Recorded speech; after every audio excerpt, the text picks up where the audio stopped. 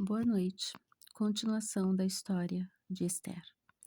Naquele mesmo dia, o rei Xerxes deu à rainha Esther todos os bens de Ramã, o inimigo dos judeus, e Mardoqueu foi trazido à presença do rei, pois Esther lhe dissera que ele era seu parente. O rei tirou seu anel, selo, que havia tomado de Ramã e o deu a Mardoqueu, e Esther o nomeou administrador dos bens de Ramã. Mas Esther tornou a implorar ao rei, chorando aos seus pés, que revogasse o plano maligno de Ramã, o Agagita, contra os judeus. Então o rei estendeu o cetro de ouro para Esther, e ela se levantou diante dele e disse: Se for do agrado do rei, se posso contar com o seu favor, e se ele considerar justo, que se escreva uma ordem revogando as cartas que Ramã, filho de Agagita, Amedata, escreveu para que os judeus fossem exterminados em todas as províncias do império. Pois como suportarei ver a desgraça que cairá sobre o meu povo? Como suportarei a destruição da minha família, da minha própria família? O rei Xerxes respondeu à rainha Esther e ao judeu Mardoqueu: Mandei enforcar Ramã e dei os seus bens a Esther, porque ele atentou contra os judeus. Escrevam agora outro decreto em nome do rei, em favor dos judeus, como melhor lhes parecer, e selem com o selo do rei, pois nenhum decreto escrito em nome do rei e selado com o seu anel pode ser revogado. Isso aconteceu no 23º dia do terceiro mês, o mês de Sivan.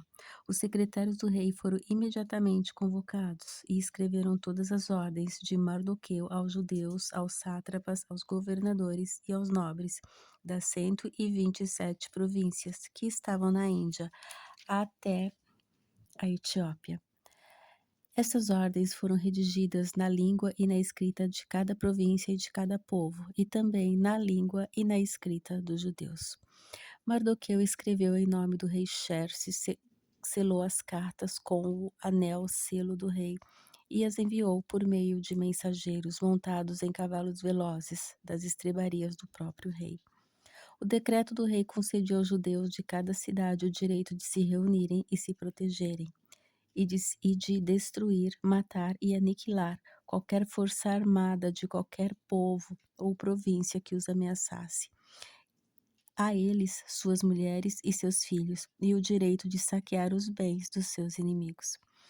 O decreto entrou em vigor nas províncias de Xerxes no 13º dia do 12º mês de Adar. Uma cópia do decreto foi publicado como lei em cada província e levada ao conhecimento do povo de cada nação, a fim de que naquele dia os judeus estivessem prontos para vingar-se dos seus inimigos. Os mensageiros, montando cavalos das estrebarias do rei, saíram a galope por causa da ordem do rei. O decreto também foi publicado na cidadela de Suzã. Mardoqueu saiu da presença do rei, usando vestes reais em azul e branco, uma grande coroa de ouro e um manto púrpura de linho fino. E a cidadela de Suzã exultava de alegria. Para os judeus foi uma ocasião de felicidade, alegria, júbilo e honra.